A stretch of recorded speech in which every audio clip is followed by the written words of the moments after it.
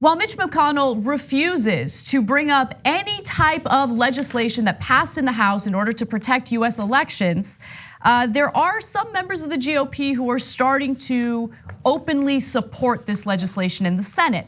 Now again, Mitch McConnell over and over again has blocked this type of legislation. And it's not a political ploy by the Democrats. A lot of these bills that passed in the House were bipartisan bills. They were efforts in order to protect our elections from any type of foreign meddling. Again, McConnell does not bring that up for a vote.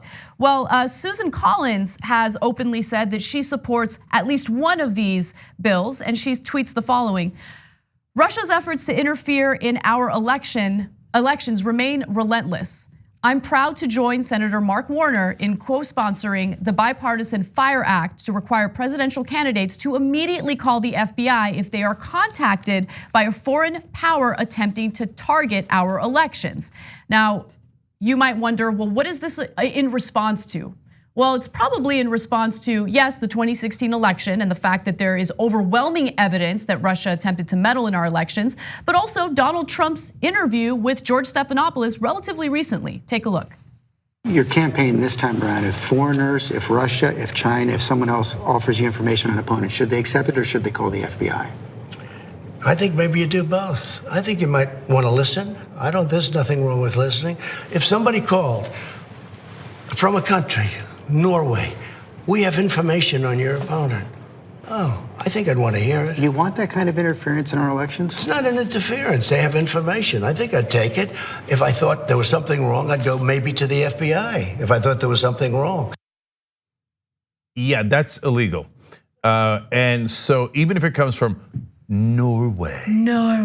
Okay, and he just says outrageous things and things that are illegal all the time. So we've gotten used to it, but we shouldn't. If anyone else, if you're running for local council or you're running for Congress, if you're a progressive running for any seat in the country and Norway comes to help you, or China or any other country comes and gives you information, you must turn them into the FBI.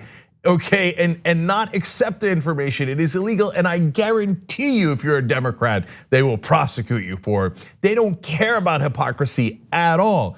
So the legislation that was offered is incredibly benign. Right. It is not at all controversial. McConnell couldn't even come up with a reason for why it would be controversial. It just says you should follow the law. We just want to be super clear that if you get information from a foreign government, you cannot accept it. That's illegal. Everyone already knows that, and you must turn it in. You must turn it in, right?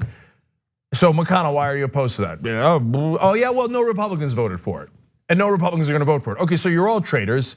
That's not a reason. That's not a policy reason. Okay, right. And by the way, again, they're the world's largest hypocrites. If the Chinese came in and secretly taped Donald Trump doing whatever nasty things he does in his private life, and then turned it over to the Democrats, it was like, oh yeah, would Trump be like, oh no, it's okay. Hey, Bernie just wanted to look at it. He just wanted to look at it. No, we would. I mean, it would be nonstop whining, crying, yelling, screaming, and they would not let it go for the next decade, right? Of course, so, or several decades. And by the way, no one should let it go for several decades, right? Because you're not supposed to take it. Exactly. So anyway, now Mitch McConnell's only BS excuse of, well, all of us Republicans don't want to follow the law. Well, that just went away because Susan Collins said, well, look, I got a lot of pressure and a lot of money against me. I might lose. So I'm going to raise my hand and say, yeah, we should follow the law. Which, by the way, look, I'm glad that she came out and said that she would be supportive of this legislation. She would co-sponsor it, but she's still spineless. Because at the end of the day, it's about your political career and nothing more. You don't care about protecting US elections. This shouldn't be a partisan issue, and in the House, it's not a partisan issue. In the House, I mean, you have a bipartisan effort to protect our elections. The fact that you have Republicans in the Senate who are so spineless that they won't even come out and first of all, condemn McConnell for being undemocratic and not even allowing a vote on this legislation should be a big deal. Okay, and I want to give credit to the people who actually made this happen that you'll see almost nowhere else in the media. It was Addie Barkan and other progressive activists who were so mad at Susan Collins for voting yes on Kavanaugh. They raised $4 million. In fact, it wasn't even about being mad. They said, look, if you vote yes on Kavanaugh, it'll put a lie to the idea that you're a moderate Republican. And that means you're deeply conservative right-winger, right? So in which case, if people give money and progressives all across the country gave money, then we will give it to your opponent. And they raised $4 million. And so Susan Collins was originally with McConnell on this.